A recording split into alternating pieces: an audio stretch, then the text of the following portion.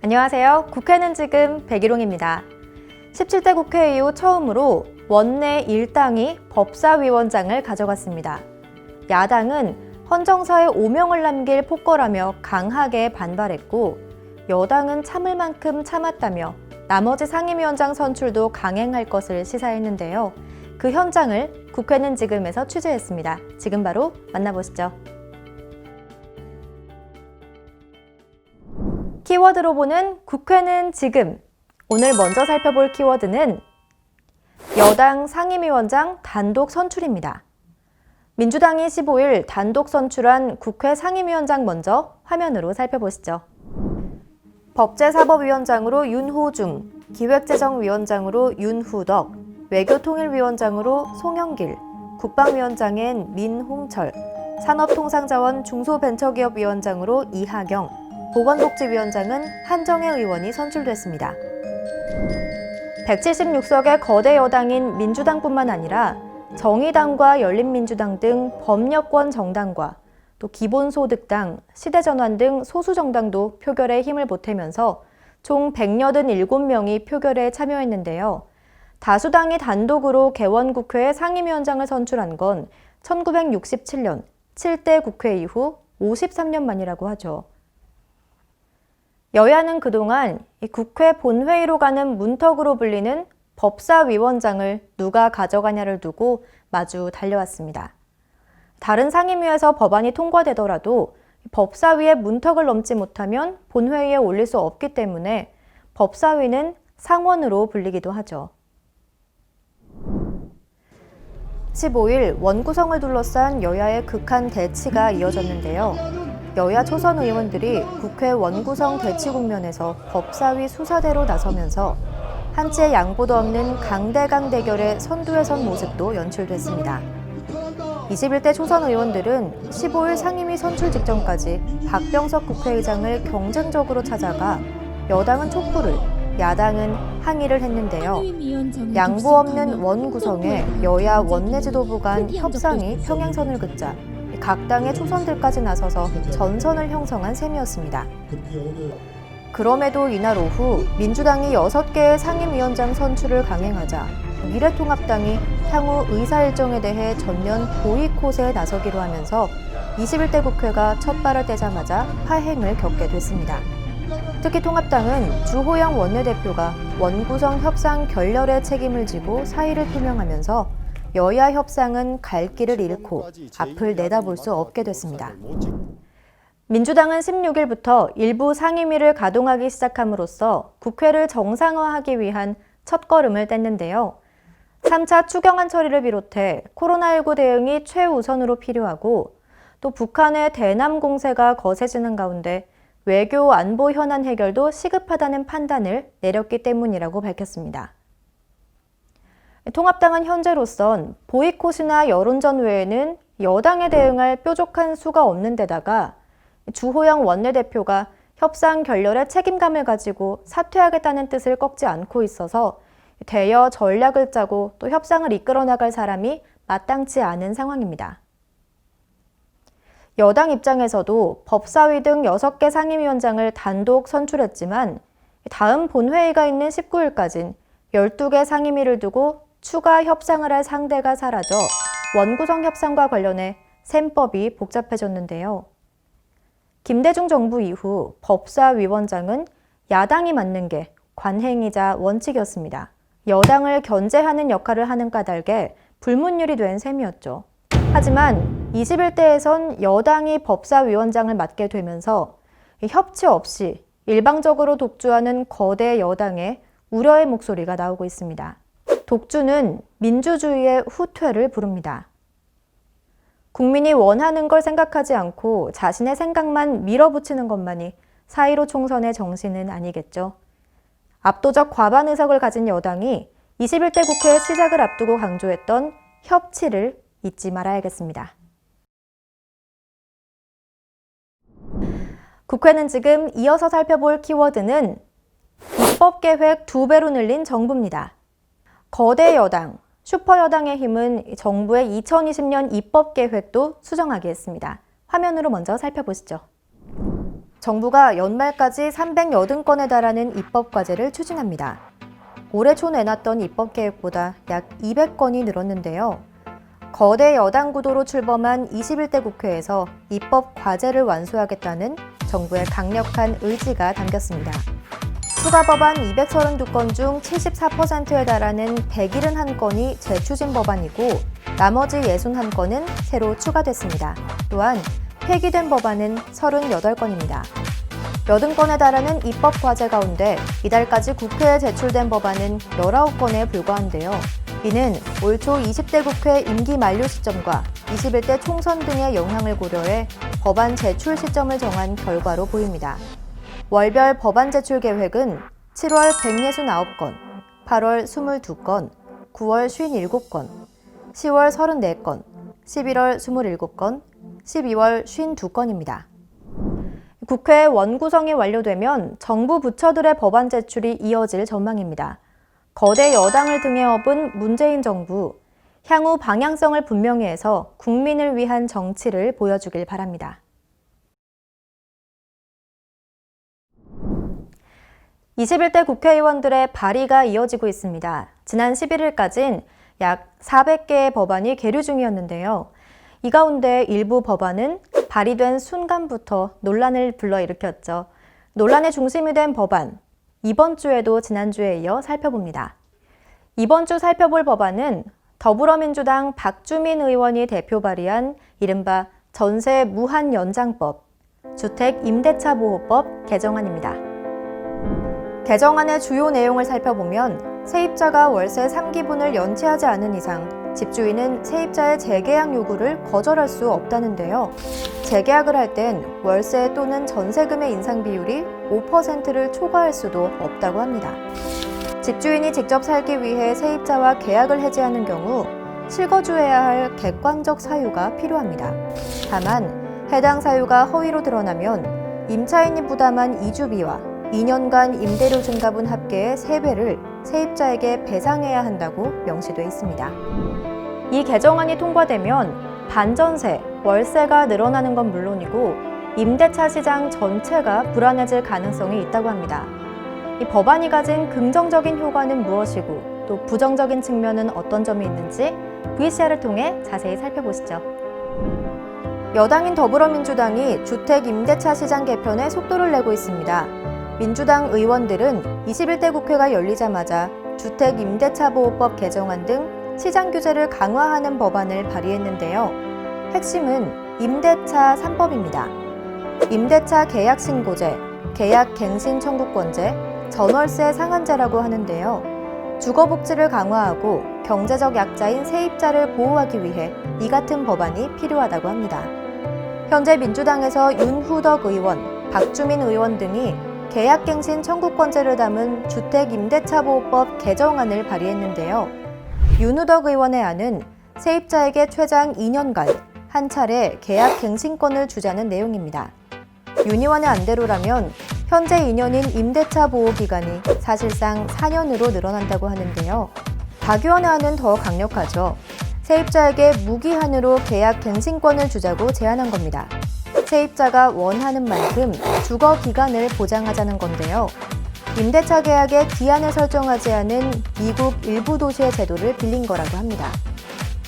임대차 3법이 실현되면 긍정적인 효과는 무엇이고 또 부정적인 효과는 무엇일까요? 다수의 TV 프로그램에 출연했고 언론이 인정한 부동산 전문가이자 부동산 베스트셀러 작가이기도 한 박종복 부동산 전문가의 의견을 들어봤습니다.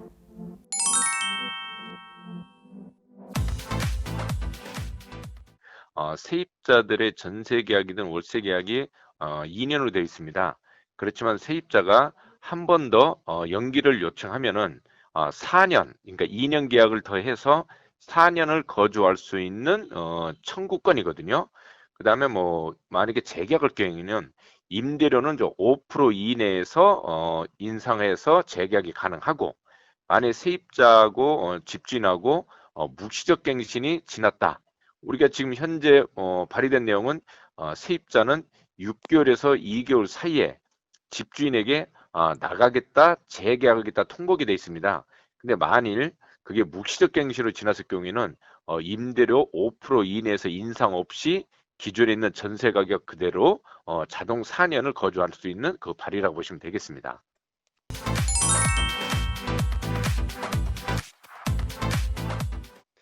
일단 지금 전세 계약갱신 청구권이 많이 시행될 거는 부정적인 영향이 일단 많다고 볼 수 있는데요. 일단 첫 번째로는 전세 가격 상승은 규정 사실로 볼 수 있을 것 같습니다. 지금 일단 서울이라든가 수도권에 전세 물건이 상당히 지금 기하고 있는 상태고, 또한 부동산 매매 거래율이 줄어들고 있으면서 오히려 전월세를 찾는 분들의 수요가 많아지고 있거든요. 또한 전세 계약 기간이 1년에서 2년으로 바뀔 때 1990년도에 그 법이 바뀌었습니다. 이제 2년으로 계약 기간을 늘렸다. 그때 당시에 전반적으로 보면은 평균적으로 약 17%의 전월세 가격이 전국적으로 상승했거든요.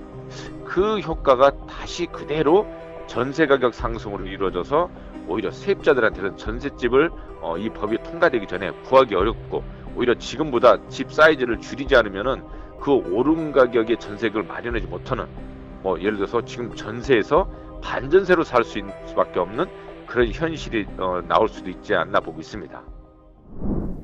박의원 입법안의 핵심은 임대차 재계약을 할 때 임차인에게 계약 갱신을 요구할 수 있는 권리, 즉 계약 갱신 청구권을 부여하는 겁니다. 현행 주택임대차보호법은 임대차 계약 기간만 2년으로 보장할 뿐 재계약을 할 때 임차인 보호 규정이 없는데요. 임대인이 재계약을 거절하면 계약 기간 내 임대료 체납이나 주택 파손 등의 과실이 없어도 무조건 퇴거하도록 되어 있습니다. 하지만 계약갱신 청구권이 보장된다면 재계약을 할 때 정당한 사유가 없으면 임대인은 계약을 연장해줘야 합니다. 여기까지는 계약갱신 청구권을 보장한 다른 의원들의 입법안과 똑같은데요. 박 의원의 입법안이 갖는 차이점은 계약갱신 횟수에 있습니다. 21대 국회가 들어서고 나서 발의된 수많은 주임법 개정안 가운데 윤우덕 의원이 발의한 법안에서는 갱신 횟수를 1회로 한정한 반면 박 의원의 법안은 그 횟수에 제한을 두지 않았습니다. 임차인에게 중대 과실이 없거나 임대인에게 정당한 사유가 없는 이상 임차인은 2년마다 안정적으로 재계약을 할 수 있게 되는 건데요. 전세 무한 연장법이라는 말이 나오는 이유가 여기에 있습니다. 이 내용을 법을 가장 가까이에서 바라보는 변호사와 함께 자세히 풀어드리려고 합니다. 지금 바로 만나보시죠. 법을 가장 가까이에서 바라보는 변호사에게 묻는다. 곽준호 변호사에게 듣는 주택임대차보호법 개정안입니다.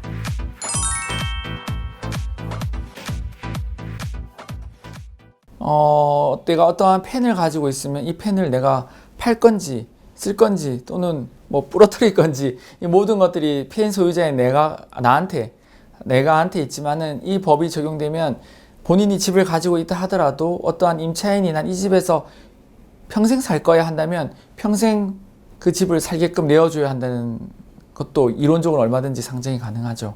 영구 임대주택이라는 것이 있습니다. 우리나라에 이제 일정한 서민들을 상대로 국가에서 영구적으로 나라에서 이제 임대를 해주는 것이죠. 그 영구 임대주택을 다른 사람한테 다시 빌려준 경우, 거기에 대한 각종 문제, 법적인 문제들을 하는데, 물론 그것이 걸리게 되면 그 살 수 있는 권리를 박탈당하게 되는 등의 제재를 따릅니다만은, 현실적으로 밤마다 다른 사람 집 놓고 해가지고 이게 맞냐 이렇게 확인할 수 없는 노릇이 하기 때문에 그런 일들이 비일비재합니다.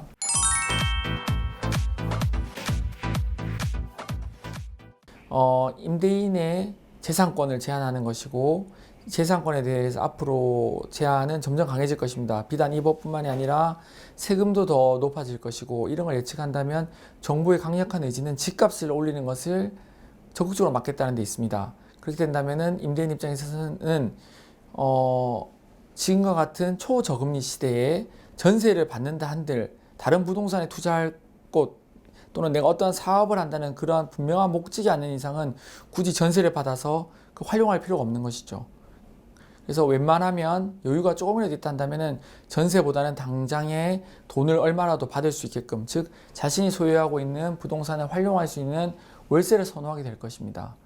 인기 있는 서울의 인기 있는 지역에 임차를 들어간 사람은 그 권리를 내놓으려고 하지 않겠죠. 계속 가지고 있으려고 하겠죠. 꽉.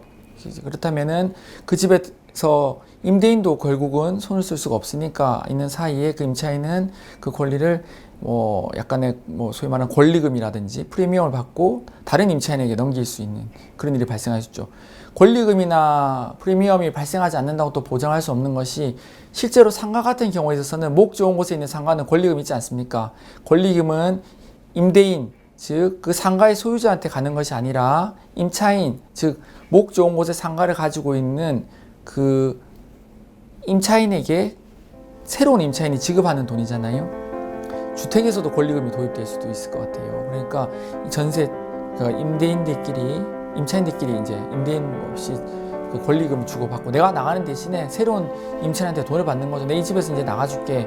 하지만 너가 이 집에서 앞으로 평생 살 수 있으니까 나한테 내가 나가는 대가를 지급해라. 안 그러면 나 안 나갈 거야. 이러면 뭐 돈을 주고서라도 대치동 같은 경우, 예, 그렇죠. 대치동 같은 경우에 뭐 학군이 있으면 고성 엄마들이 이제 권리금을 들고 이제 임차인을 쫓아다니면서 이제 저 집은 이제 고3이 끝났으니까 이제 나이가 우리 아들이 이제 고3이니까 우리 딸이 고3이니까 이제 저 집에 가서 살 수 있게끔 하고 그 임차인한테 돈을 주고 이제 좀 나가주세요 이렇게 할 수도 있겠죠.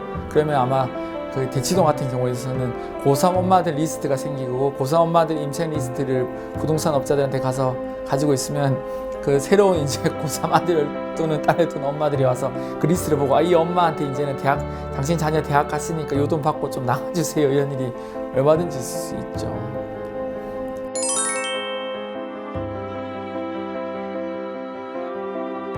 제가 악법이라고까지 보기는 힘든 것 같습니다. 약간의 악법은 아니다. 악법까지는 힘들다. 왜냐하면 어느 정도 제한이 있는데 다만 이렇게 무제한적으로 하기보다는 조금 더 디테일하게 제한을 둬서 이 취지는 좋잖아요. 취지는 좋은데. 지금까지 전문가의 시각에서 풀어본 임대차 3법이었습니다. 부동산 매매 거래를 신고하듯 전월세 계약도 신고하자는 내용과 전세금 인상률을 최대 5%로 제한하자는 내용, 마지막으로 임차인이 원하면 계약 기간을 늘릴 수 있는 계약 갱신 청구권 등의 내용이 담겨 있는 임대차 3법. 임차인의 주거 안정을 보호하는 취지는 좋지만 주택 임대 시장이 요동칠 수 있는 만큼 더욱더 많은 논의가 필요해 보이는데요. 국회는 지금에서 이 법안이 앞으로 어떤 식으로 국회를 통과할지 계속 지켜보도록 하겠습니다. 첫 발을 떼자마자 파행을 겪게 된 21대 국회. 헌정사상 초유의 사태를 둘러싸고 거대 여당의 독주라는 우려와 일하는 국회를 향한 기대가 함께 뒤섞인 상황이니만큼 국민이 기대하는 상생과 협치를 앞으로는 보여줄 수 있을지 계속 관심을 두고 지켜봐야겠습니다. 마지막으로 국회에서 있었던 한 주 이슈들을 영상으로 정리해드리면서 국회는 지금 인사드립니다. 고맙습니다.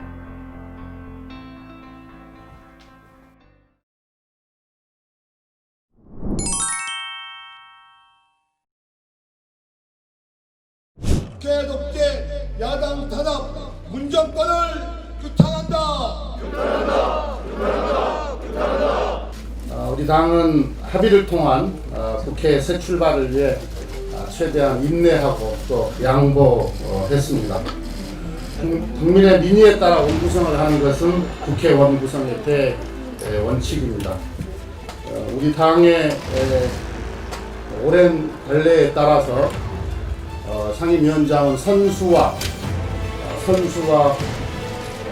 나이 순에 의해서 그렇게 기본적으로 선정이 되었고 야당과도 더 추가 협상을 하겠습니다만은 오래 기다리지는 않을 겁니다. 마지막으로 의원님들께서 잠시 후 본회의에서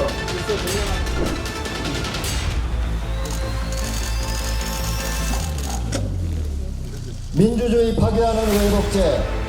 민주당은 각성하라! 11대 7의 틀은 지키도록 하겠다고 말씀을 하셨고 오늘 안보와 관련되는 상임위와 그 다음에 경제 관련 상임위는 뽑겠다고 그런 홍보를 하고 있는 상태입니다. 저희들 힘으로 밀어붙이면 저희들이 막을 방법은 없습니다만은 48년 재헌국회 이래로 한 번도 상임위원을 강제로 배정하고 일방적으로 상임위원장을 선출한 적은 없습니다. 입만 열면 예전은 일당이 혼자서 할 수 있는 일이 없었기 때문에 사실상 야당과 갈라서 한 것이고, 이제는 야당의 협조 없이도 민주당만으로 모든 것을 다 할 수 있기 때문에 그때와는 세상이 바뀌었다. 그러니까 우리가 책임지고 국회를 이끌고 책임도 지겠다. 이런 또 이야기를 하고 있습니다. 공개로 진행하겠습니다. 우리 언론과 기자진 여러분들께서 협조해 주시기 바랍니다.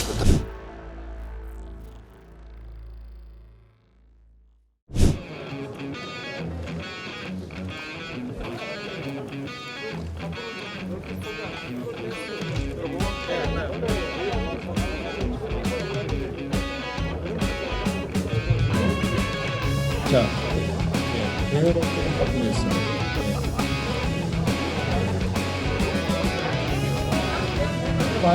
민주주의 파괴하는 의회독재 민주당은 박살아!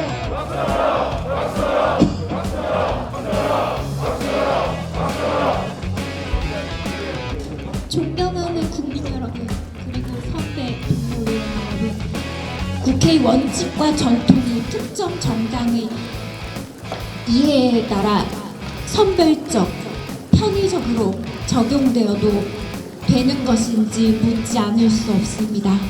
견제받지 않는 입법은 거침없이 진행되겠지만 편향되거나 국민의 불편함을 불러오는 악법을 양산할 것입니다.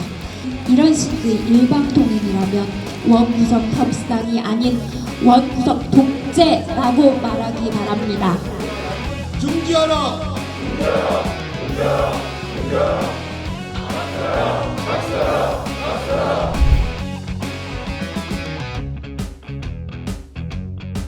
야당 입에 재갈 물려 정권모의 자체하라. 민주당은 각성하라. 제1야당 몫으로 남겨야 합니다. 상임위 강제 배정은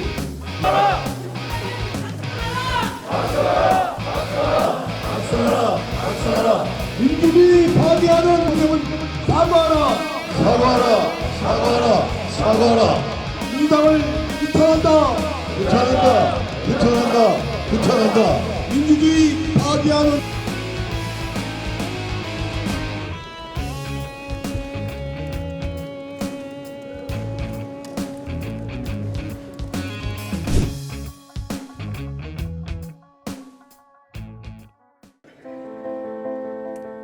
의석을 정돈해 주시기 바랍니다. 국가적 위기 상황에서 법으로 정한 국회 개원일이 이미 일주일이나 지났습니다. 국민 여러분께 죄송하고 송구스러울 따름입니다.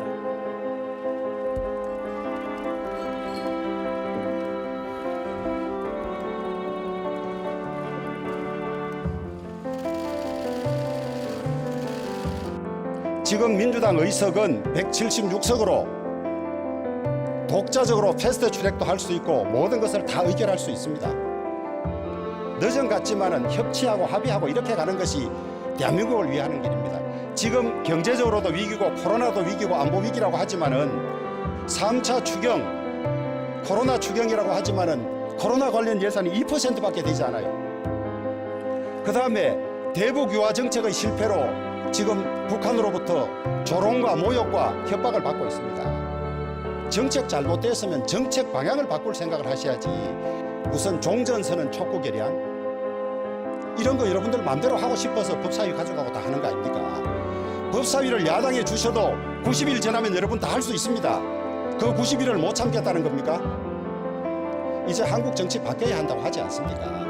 이 출발은 21대 국회를 망치는 것이고 남은 문재인 대통령 임기 2년 동안 한국 정치를 황폐하는 첫 출발이 될 것입니다. 성자의 저주, 권력의 저주를 부디 잊지 마시기 바랍니다. 경청해 주셔서 감사합니다.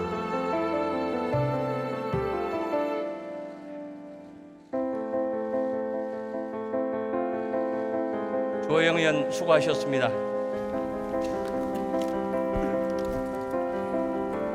그다음에 우리나라 민주주의가 이렇게 무너지고 파괴되는 걸 못 막아낸 책임을 지고 사퇴했습니다. 대표님의 책임이 아니라는 의원님들 말씀이 많으신데요. 하여튼 제가 못 막아낸 책임을 제가 지기로 했습니다. 지기로 했다는 게 네. 제 사퇴에 의지는 확보합니다. 회의 끝나고 추가적인 협상은 없으신가요?